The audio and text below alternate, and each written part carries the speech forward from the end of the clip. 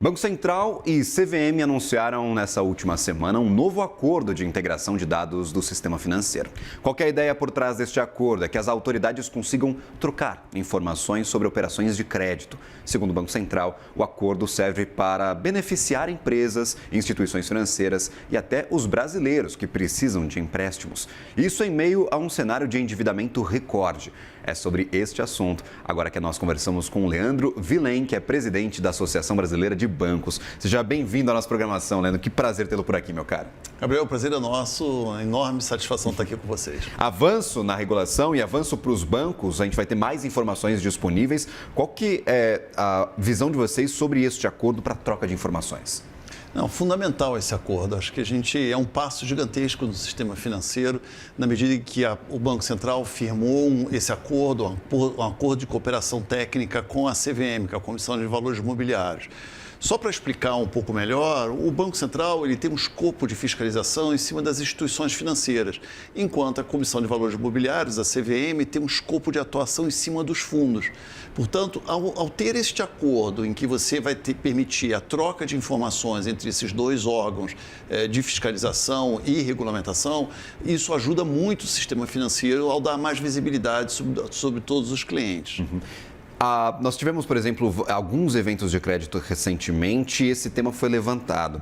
E eu queria entender o quanto essa integração entre CVM e Banco Central tem que ser tendência para a gente melhorar o ambiente de crédito no Brasil. Porque fala-se muito sobre essa dificuldade de troca de informações, sobre essa integração constante que é necessária.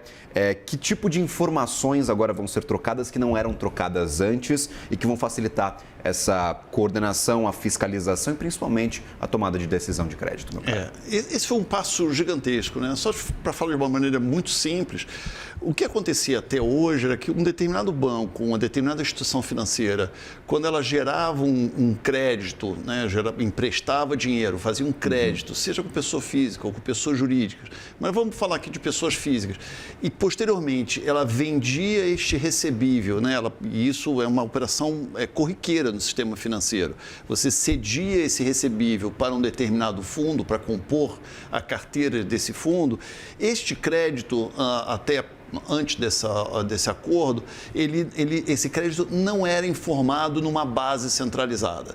Então, se você tinha um determinado cliente que poderia, por eventualidade, ter um crédito, ter uma dívida, essa dívida estava contabilizada, estava registrada dentro de um fundo, esta informação não era visível para o sistema financeiro. Então, você acabava tendo uma falta de visibilidade e isso é importante até mesmo do ponto de vista de endividamento do cidadão, da pessoa física, porque com esta informação você consegue ter uma visão mais abrangente da real situação financeira do cliente. Então, porque antes você não conseguiria ler porque estava sob jurisdição da CVM. Estava sob jurisdição da CVM e você não havia uma concentração dessas informações em uma única base. O Banco Central possui um sistema hoje dentro do Banco Central, que é chamado de SCR, é um sistema de crédito. Esse sistema hoje captura todas as informações de crédito originado pelas instituições financeiras e agora essa plataforma passa também a poder capturar as informações desses recebíveis que estão nos fundos. Então, isso é importante para dar uma visibilidade do endividamento total daquela pessoa física.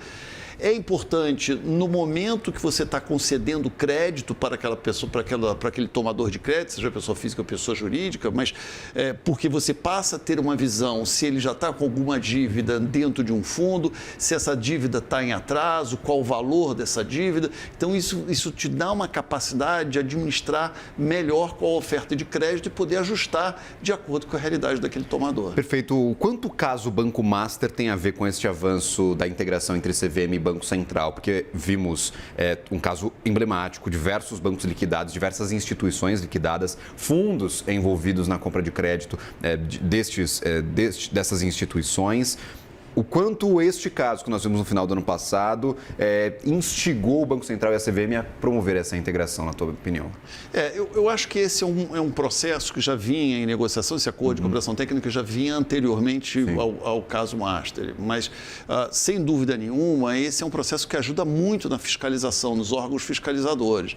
Na medida em que você tem um determinado recebível de uma determinada pessoa física e ele está precificado, ele tem um determinado nível de atraso, por exemplo, dentro de uma instituição financeira, isso serve de insumo para que a fiscalização olhe este mesma pessoa física dentro da carteira do fundo e possa questionar se essa pessoa física deveria estar em atraso, se ele está corretamente precificado. Então, a capacidade de você ter todas as informações numa única base vai te dar a possibilidade de fazer esse cruzamento de informações e poder precificar de uma forma correta esses recebíveis nos fundos. Então, isso aumenta muito a capacidade, é uma ferramenta muito importante de fiscalização. Agora, Gabriel, é muito importante também lembrar que isso é uma ferramenta de fiscalização.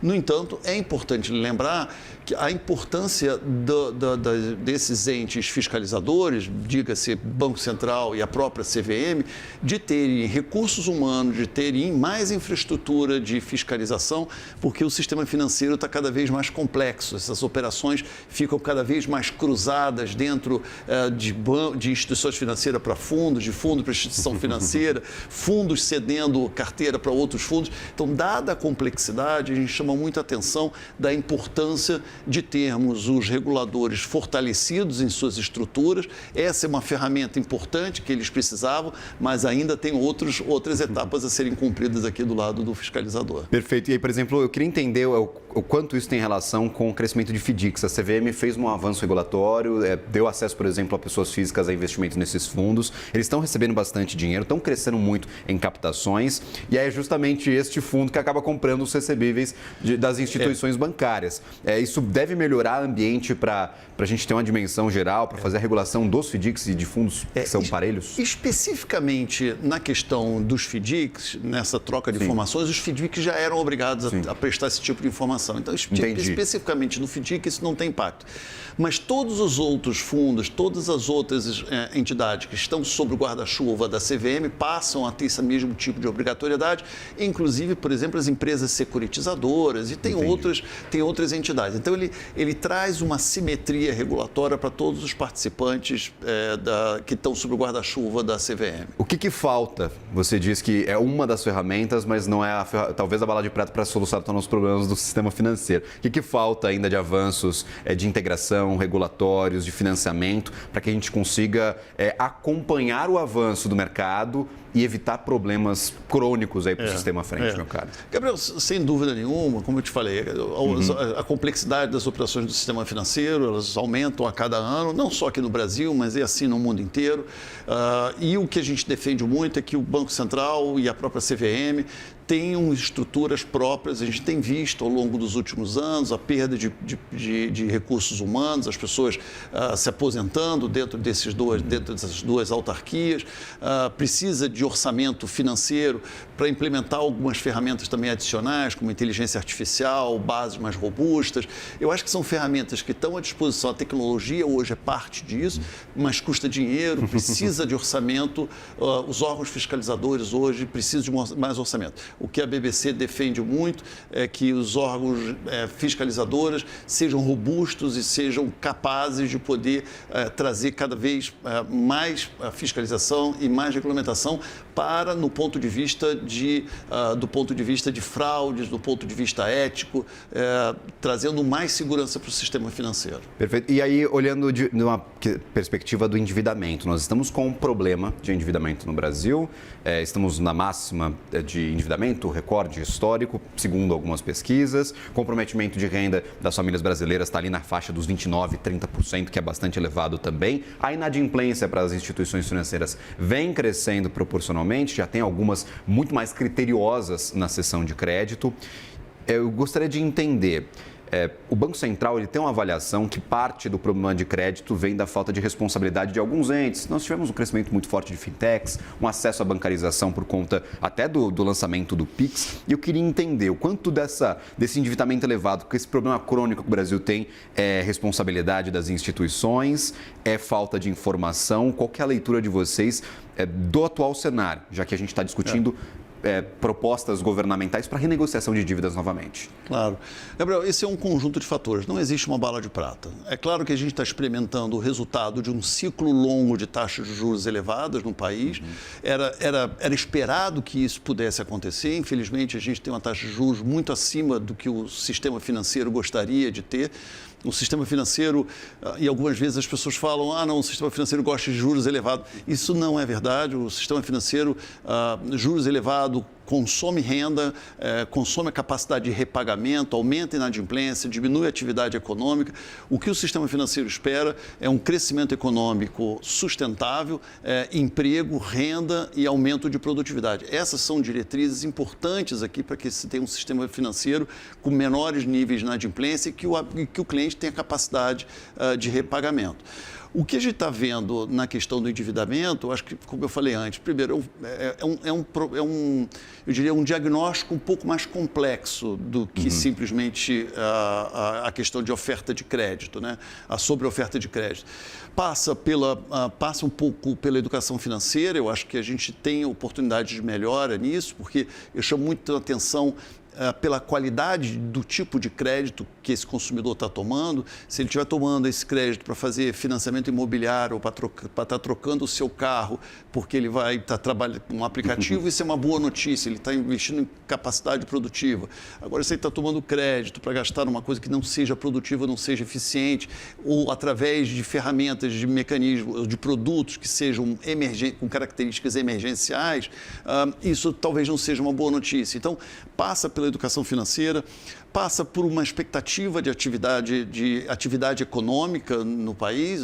De novo, isso consome renda, né? Você precisa manter uma capacidade de empregos produtivos, empregos de renda e de aumento de produtividade.